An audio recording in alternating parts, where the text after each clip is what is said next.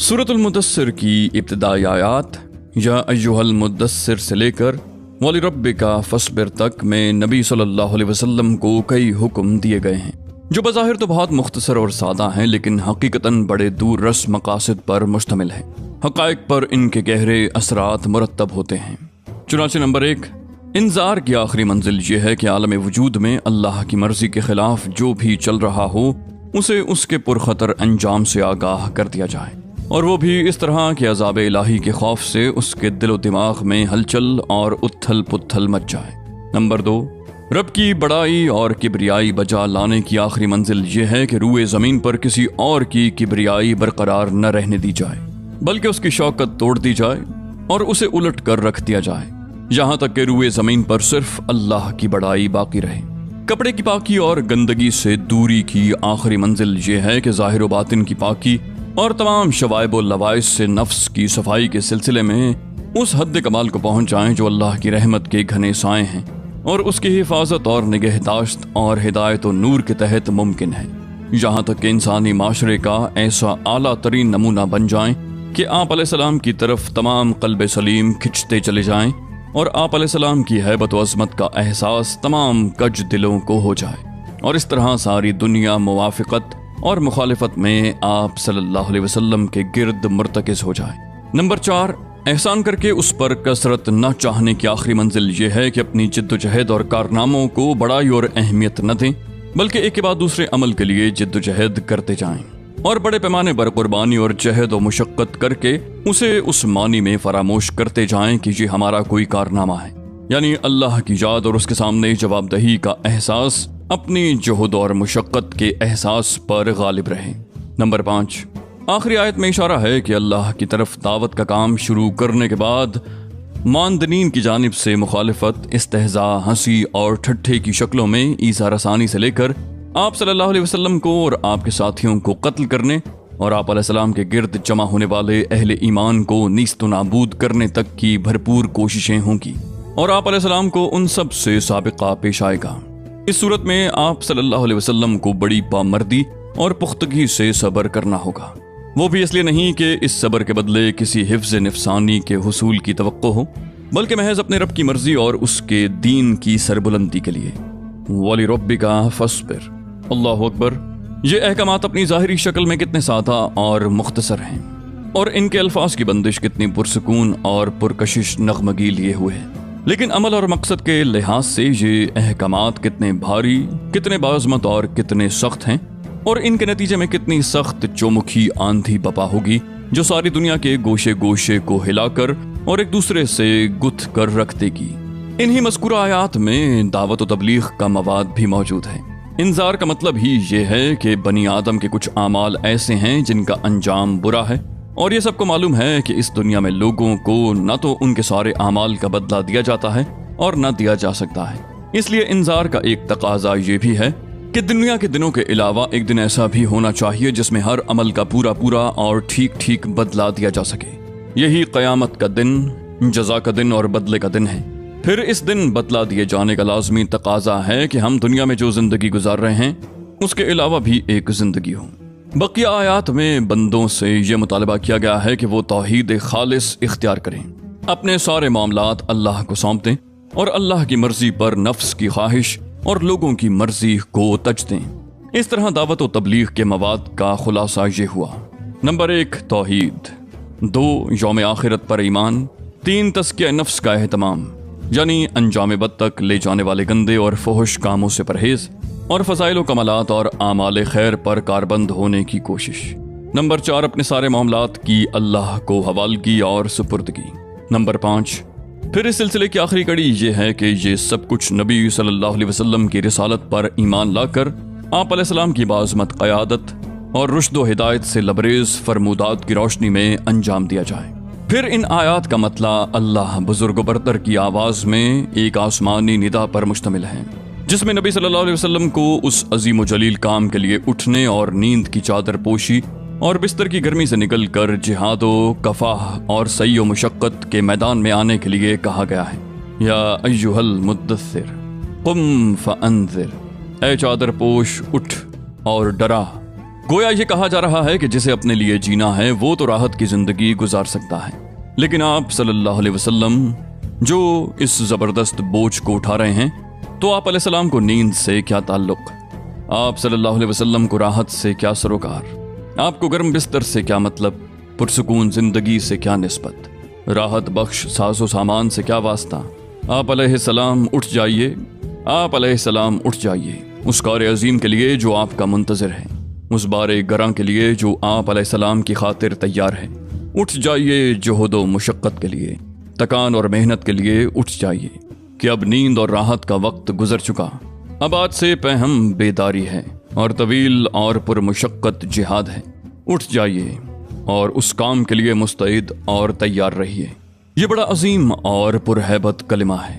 اس نے نبی صلی اللہ علیہ وسلم کو پرسکون گھر، گرم آغوش اور نرم بستر سے کھینچ کر تند طوفانوں اور تیز جھکڑوں کے درمیان اتھاہ سمندر میں پھینک دیا اور لوگوں کے ضمیر اور زندگی کے حقائق کی کشاکش کے درمیان لا کھڑا کیا۔ پھر رسول صلی اللہ علیہ وسلم اٹھ گئے اور 20 سال سے زیادہ عرصے تک اٹھے رہے۔ راحت و سکون تج دیا، زندگی اپنے لیے اور اہل و عیال کے لیے نہ رہی۔ آپ علیہ السلام اٹھے تو اٹھے ہی رہے، کام اللہ کی طرف دعوت دینا تھا۔ آپ علیہ السلام نے یہ کمر توڑ بارے گراں اپنے شانے پر کسی دباؤ کے بغیر اٹھا لیا۔ یہ بوجھ تھا اس روئے زمین پر امانت کبریٰ کا، ساری انسانیت کا بوجھ، سارے عقیدے کا بوجھ اور مختلف میدانوں میں جہاد و دفاع کا بوجھ۔ آپ نے 20 سال سے زیادہ عرصے تک پہم اور ہمہ گیر مارکا آرائی میں زندگی بسر کی، اور اس پورے عرصے میں یعنی جب سے آپ علیہ السلام نے وہ آسمانی ندائے جلیل سنی اور یہ گراں بار ذمہ داری پائی، آپ کو کوئی ایک حالت کسی دوسری حالت سے غافل نہ کر سکی۔ اللہ آپ صلی اللہ علیہ وسلم کو ہماری طرف سے اور ساری انسانیت کی طرف سے بہترین جزا دے۔ ہم نبی صلی اللہ علیہ وسلم کی پیغمبرانہ زندگی کو 2 حصوں میں تقسیم کر سکتے ہیں جو ایک دوسرے سے مکمل طور پر نمایاں اور ممتاز تھے۔ وہ دونوں حصے یہ ہیں: مکی زندگی تقریباً 13 سال، مدنی زندگی 10 سال۔ پھر ان میں سے ہر حصہ کئی مرحلوں پر مشتمل ہے، اور یہ مرحلے بھی اپنی خصوصیات کے اعتبار سے ایک دوسرے سے مختلف اور ممتاز ہیں۔ اس کا اندازہ آپ صلی اللہ علیہ وسلم کی پیغمبرانہ زندگی کے دونوں حصوں میں پیش آنے والے مختلف حالات کا گہرائی سے جائزہ لینے کے بعد ہو سکتا ہے۔ مکی زندگی 3 مرحلوں پر مشتمل تھی۔ نمبر 1 پس پردہ دعوت کا مرحلہ جو کہ 3 برس تھا۔ نمبر 2 اہل مکہ میں کھلم کھلا دعوت و تبلیغ کا مرحلہ، چوتھے سال نبوت کے آغاز سے 10ویں سال کے اواخر تک۔ نمبر 3 مکہ کے باہر اسلام کی دعوت کی مقبولیت اور پھیلاؤ کا مرحلہ، 10ویں سال نبوت کے اواخر سے ہجرت مدینہ تک۔ مدنی زندگی کے مراحل کی تفصیل اپنی جگہ آ رہی ہے۔ پہلا مرحلہ خفیہ دعوت کے 3 سال۔ یہ معلوم ہے کہ مکہ دین عرب کا مرکز تھا، یہاں کعبہ کے پاسبان بھی تھے اور ان بتوں کے نگہبان بھی جنہیں پورا عرب تقدیس کی نظر سے دیکھتا تھا۔ اس لیے کسی دور افتادہ مقام کی بنسبت مکہ میں مقصد اصلاح تک رسائی ذرا زیادہ دشوار تھی۔ یہاں ایسی عظیمت درکار تھی جسے مصائب و مشکلات کے جھٹکے اپنی جگہ سے نہ ہلا سکیں۔ اس کیفیت کے پیش نظر حکمت کا تقاضا تھا کہ پہلے پہل دعوت و تبلیغ کا کام پس پردہ انجام دیا جائے تاکہ اہل مکہ کے سامنے اچانک ایک ہیجان خیز صورتحال نہ آ جائے۔ یہ بالکل فطری بات تھی کہ رسول اللہ صلی اللہ علیہ وسلم سب سے پہلے ان لوگوں پر اسلام پیش کرتے جن سے آپ علیہ السلام کا سب سے گہرا ربط و تعلق تھا، یعنی اپنے گھر کے لوگوں اور دوستوں پر۔ چنانچہ آپ علیہ السلام نے سب سے پہلے انہی کو دعوت دی۔ اس طرح آپ علیہ السلام نے ابتدا میں اپنی جان پہچان کے ان لوگوں کو حق کی طرف بلایا جن کے چہروں پر آپ علیہ السلام بھلائی کے آثار دیکھ چکے تھے اور یہ جان چکے تھے کہ وہ حق اور خیر کو پسند کرتے ہیں، آپ کے صدق و صلاح سے واقف ہیں۔ پھر آپ نے جنہیں اسلام کی دعوت دی ان میں سے ایک ایسی جماعت نے جسے کبھی بھی رسول اللہ صلی اللہ علیہ وسلم کی عظمت، جلالت نفس اور سچائی پر شبہ نہ گزرا تھا، آپ کی دعوت قبول کر لی۔ یہ تاریخ اسلام میں سابقین اولین کے نام سے مشہور ہیں۔ ان میں سر فہرست آپ صلی اللہ علیہ وسلم کی بیوی ام المومنین حضرت خدیجہ بنت خویلد رضی اللہ تعالی عنہا، آپ صلی اللہ علیہ وسلم کے آزاد کردہ غلام حضرت زید بن حارثہ رضی اللہ تعالی عنہ، آپ علیہ السلام کے چچیرے بھائی حضرت علی رضی اللہ تعالی عنہ بن ابی طالب جو ابھی آپ صلی اللہ علیہ وسلم کے زیر کفالت بچے تھے، اور آپ علیہ السلام کے جار غار حضرت ابو بکر صدیق رضی اللہ عنہم اجمعین ہیں۔ یہ سب کے سب پہلے ہی دن مسلمان ہو گئے تھے۔ اس کے بعد ابو بکر رضی اللہ عنہ اسلام کی تبلیغ میں سرگرم ہو گئے۔ وہ بڑے ہر دل عزیز، نرم خو، پسندیدہ خصال کے حامل، با اخلاق اور دریا دل تھے۔ ان کے پاس ان کی مروت، دور اندیشی، تجارت اور حسن صحبت کی وجہ سے لوگوں کی آمد و رفت لگی رہتی تھی۔ چنانچہ انہوں نے اپنے پاس آنے جانے والوں اور اٹھنے بیٹھنے والوں میں سے جس کو قابل اعتماد پایا اسے اب اسلام کی دعوت دینی شروع کر دی۔ ان کی کوشش سے حضرت عثمان رضی اللہ عنہ، حضرت زبیر رضی اللہ عنہ، حضرت عبد الرحمن بن عوف، حضرت سعد بن ابی وقاص اور حضرت طلحہ بن عبید اللہ مسلمان ہوئے۔ یہ بزرگ اسلام کا ہراول دستہ تھے۔ شروع میں جو لوگ اسلام لائے انہی میں حضرت بلال حبشی رضی اللہ عنہ بھی ہیں۔ ان کے بعد امین امت حضرت ابو عبیدہ بن جراح، ابو سلمہ بن عبد الاسد، ارقم بن ابی الارقم، عثمان بن مظعون اور ان کے دونوں بھائی قدامہ اور عبداللہ اور عبیدہ بن حارث بن مطلب بن عبد مناف، سعید بن زید اور ان کی بیوی یعنی حضرت عمر رضی اللہ عنہ کی بہن فاطمہ رضی اللہ عنہ بن خطاب اور خباب بن ارت، عبداللہ بن مسعود اور دوسرے کئی افراد مسلمان ہوئے۔ یہ لوگ مجموعی طور پر قریش کی تمام شاخوں سے تعلق رکھتے تھے۔ ابن ہشام نے ان کی تعداد 40 سے زیادہ بتائی ہے۔ ابن اسحاق کا بیان ہے کہ اس کے بعد مرد اور عورتیں اسلام میں جماعت در جماعت داخل ہوئے، یہاں تک کہ مکہ میں اسلام کا ذکر پھیل گیا اور لوگوں میں اس کا چرچا ہو گیا۔ یہ لوگ چھپ چھپا کر مسلمان ہوئے تھے اور رسول اللہ صلی اللہ علیہ وسلم بھی چھپ چھپا کر ہی ان کی رہنمائی اور دینی تعلیم کے لیے ان کے ساتھ جمع ہوتے تھے، کیونکہ تبلیغ کا کام ابھی تک انفرادی طور پر پس پردہ چل رہا تھا۔ ادھر سورہ مدثر کی ابتدائی آیات کے بعد وحی کی آمد پورے تسلسل اور گرم رفتاری کے ساتھ جاری تھی۔ اس دور میں چھوٹی چھوٹی آیتیں نازل ہو رہی تھیں۔ ان آیتوں کا خاتمہ یکساں قسم کے بڑے پرکشش الفاظ پر ہوتا تھا اور ان میں بڑی سکون بخش اور جاذب قلب نغمگی ہوتی تھی جو اس پرسکون اور رقت آمیز فضا کے عین مطابق ہوتی تھی۔ پھر ان آیتوں میں تزکیہ نفس کی خوبیاں اور آلائش دنیا میں لت پت ہونے کی برائیاں بیان کی جاتی اور جنت و جہنم کا نقشہ اس طرح کھینچا جاتا تھا کہ گویا وہ آنکھوں کے سامنے ہیں۔ یہ آیتیں اہل ایمان کو اس وقت کے انسانی معاشرے سے بالکل الگ ایک دوسری ہی فضا کی سیر کراتی تھیں۔ ابتداً جو کچھ نازل ہوا اسی میں نماز کا حکم بھی تھا۔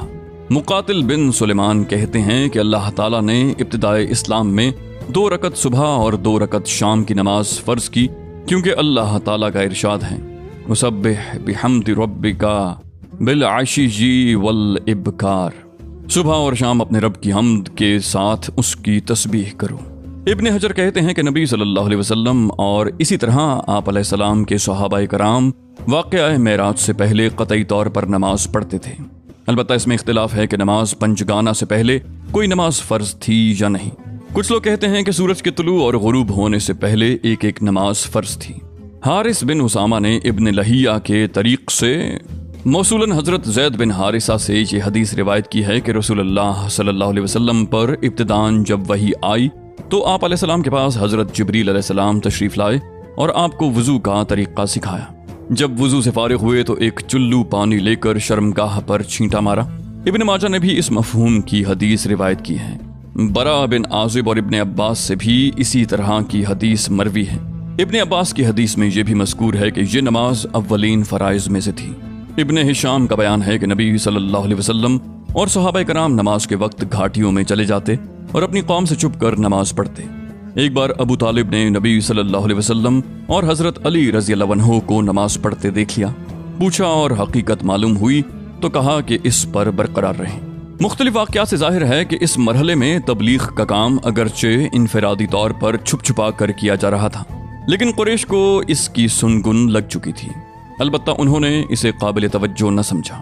محمد غزالی لکھتے ہیں کہ یہ خبریں قریش کو پہنچ چکی تھیں، لیکن قریش نے انہیں کوئی اہمیت نہ دی۔ غالباً انہوں نے محمد صلی اللہ علیہ وآلہ وسلم کو بھی اسی طرح کا کوئی دینی آدمی سمجھا جو الوہیت اور حقوق الوہیت کے موضوع پر گفتگو کرتے ہیں، جیسے کہ امیہ بن ابی سلط، قس بن سائدہ اور زید بن عمرو بن نفیل وغیرہ نے کیا تھا۔ البتہ قریش نے آپ کی خبر کے پھیلاؤ اور اثر کے بڑھاؤ سے کچھ اندیشے ضرور محسوس کیے تھے، اور ان کی نگاہیں رفتار زمانہ کے ساتھ آپ کے انجام اور آپ کی تبلیغ پر رہنے لگی تھی۔ 3 سال تک تبلیغ کا کام خفیہ اور انفرادی رہا، اور اس دوران اہل ایمان کی ایک جماعت تیار ہو گئی جو اخوت اور تعاون پر قائم تھی۔ اللہ کا پیغام پہنچا رہی تھی اور اس پیغام کو اس کا مقام دلانے کے لیے کوشاں تھی۔